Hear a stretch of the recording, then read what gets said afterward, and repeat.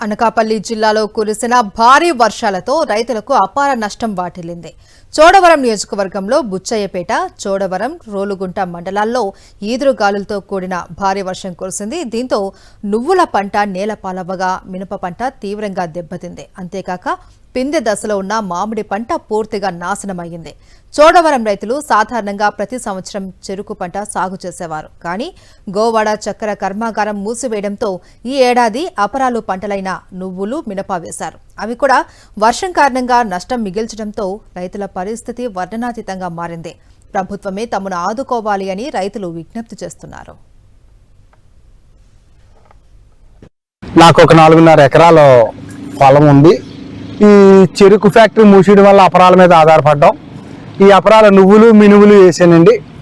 ఈ రాత్రి కురిసిన వర్షానికి ఈ మామిడి చెట్లు, ఈ వడగళ్ళకి ఒక్క చెట్టు కూడా ఒక మొక్క పనికి రాకుండా నూజలు అయ్యి మునిగిపోయాయి. ఈ రోడ్డు పక్క సొలోపులు కూడా గవర్నమెంట్ వారు ఖాళీ చేయలేదు. ప్రభుత్వం వారు ఏదైనా సహకారం చేస్తే బాగుంటుంది.